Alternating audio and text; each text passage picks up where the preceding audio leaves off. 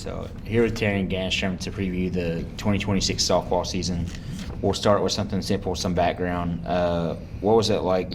Like, how did you get into softball, and what made you want to be involved in sports when you were young? I would say that I got involved in softball when I was like 4 or 5.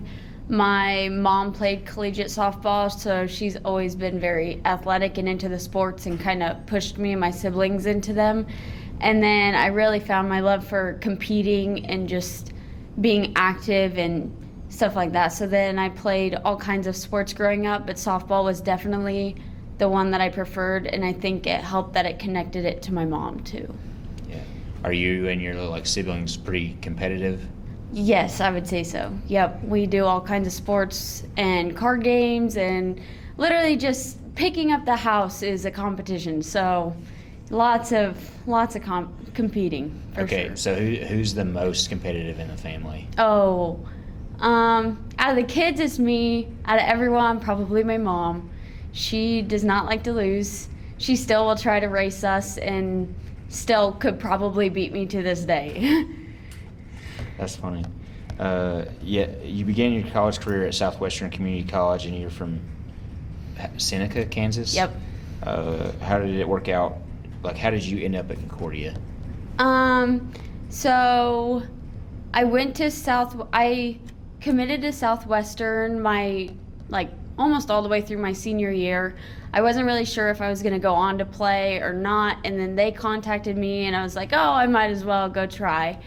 And then I pretty much started reaching out to 4 years because I wasn't ready to be done after a 2-year, and a lot of my friends were graduating that year, and so I decided to leave after 1 year, and I ended up coming here with Jennifer Katz, and we were roommates here, so.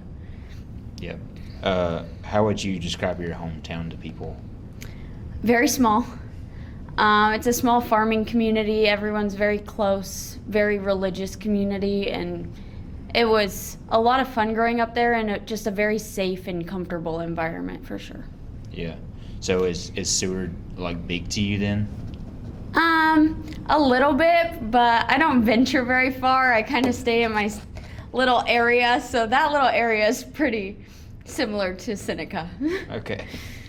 What have you enjoyed most about your experience at Concordia? I think softball has probably been the best experience, both meeting people and getting to compete, and just getting to do what I love every single day is awesome, and I'm very blessed to do that. Just walking through your journey a little bit, you were a pitcher as a sophomore in 2024, then last year you were mostly a hitter. What has this transition been like, and how comfortable are you now that it looks like you've settled into a shortstop role? Yeah, I've kind of bounced all over the place. I've always wanted to be in the batting lineup. That was always my goal, and I did get a couple at bats my sophomore year, but mainly used as a pitcher. And then I think junior year I was just super excited that I got to hit every single game, and then we always had Meg and we had Kaylee, and so we didn't really need me in that pitching spot, but I'm always there just in case. And then I think with some of the seniors graduating last year, it really opened up some spots in the infield, and I could take advantage of picking up one of those spots, and I'm very excited to do so. Yeah, what's kind of the difference in the mindset of pitching versus fielding and just being in the batting lineup a lot? I think pitching versus fielding is mainly pitching, you're going to have the ball every single play. So it's very easy to stay focused, stay locked in. I know I have the ball and I am starting every play. Whereas sometimes at shortstop, it's okay, this one's going to come to me. This one's going to come to me. It didn't come to me, but I still got to think next one's going to come to me, and just always stay ready just for when it does. Yeah. What did it mean to you to just break the school record for triples last season with 9? I was very excited. I didn't even know I was anywhere close until I tied the record. They told me I tied it, and I was I didn't even know that was a record that could be broken. But then We had like 3 games left, and I was like, oh, I am going to break this. This is my goal for the next 3 games, and I did, and it was on the home field, and it was awesome. Yeah. What have you been working on personally to just improve upon this in this off season?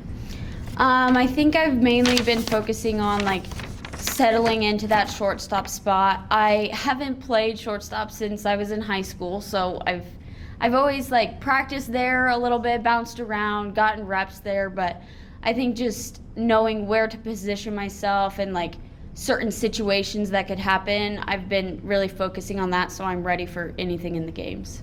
Yeah. During the fall practice and workouts for this past semester, what are the things that kind of stood out most about this team?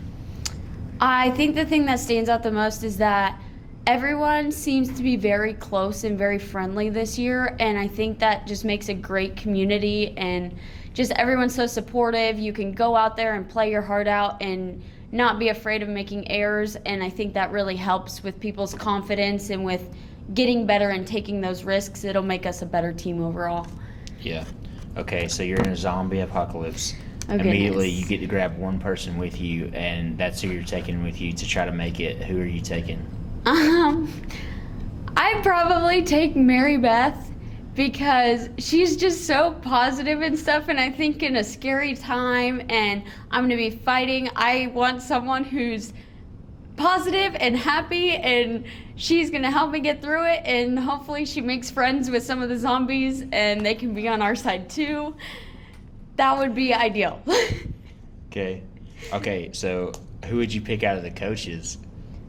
Oh, I don't know. I feel like I'd pick Coach Martinez. I feel like she'd be a fighter. I think she's a little feisty, and she could definitely help me. Okay. What can you tell me about just the personality and the culture of this team? Like I said, it's very friendly and supportive. We are close. We get together in groups. We get together as a team, and it just really feels like everyone is on the same page and working towards the same goal, whereas sometimes like people break off into groups or work individually, but no, I feel like that this year we're very close and very connected. Yeah. Like obviously you're one of the veterans now. How have you grown as a leader? Oh, I think I've grown in my confidence in myself, and that helps me to lead by example, because if I'm confident in what I'm doing and I know what we're supposed to be doing, I can do what we're supposed to be doing, it's a lot easier for me to lead, knowing that people can watch me and know that I'm doing it and I'm not slacking off. Like, I really like to lead by example, and if you asked me sophomore year, I would not be able to do that, because I'd be like, I'm a backup, I'm just gonna go with the flow. But now I do feel like I've been here, people know that I know what I'm talking about and I know what I'm doing, and they can really just look up to me. Yeah. What are the goals and expectations for you and your teammates heading into this season?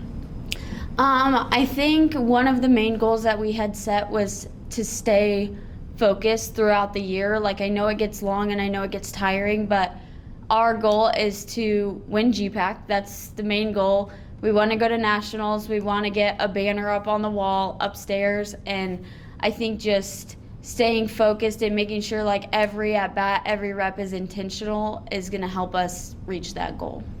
Yeah.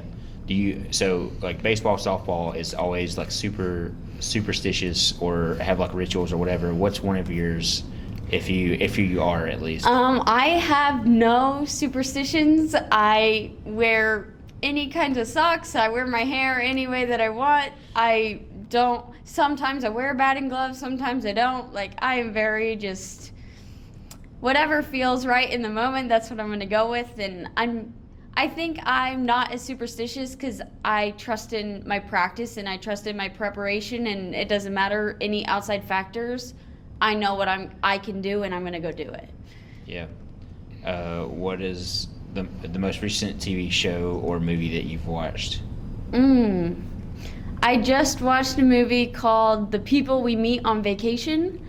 And then I talked to my roommate and actually found out it's a book too. So I probably should have read the book first, but I had time in between classes and I was like, never heard of this one. We're going to turn this on. It was actually very good. Okay.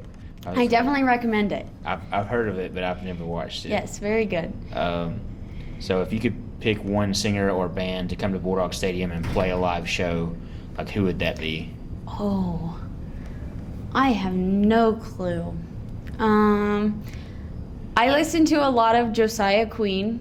He's religious pop music, and I actually have tickets to go to his concert here soon. So honestly, I'd have him come here, and then I'd go there, and I'd get 2 shows in the same year. It would be awesome. Yeah. What's your favorite, like, professional or college sports team that you kind of follow more religiously, I guess? Probably Yankees baseball. That's the one that I like to watch. I watch the Chiefs. I watch some college football, but I feel like the baseball is the one that I'm like, I can follow the whole season and I know all the stats and what they mean. And so, yeah, I definitely get into baseball a lot more than the other sports. All right, so what's your hobby outside of softball? Yeah, I'm a biology major and I work a job and there's not a lot of time for hobbies, but I'm trying to get into sewing. So I've gotten all this stuff, and this semester I'm taking the least amount of credits I've ever taken, and so I have some time and I'm gonna try to sew. And I guess I'll get back to you on how that goes. All right. Can you look at the camera and just say, Go Dogs? Let's go, Dogs!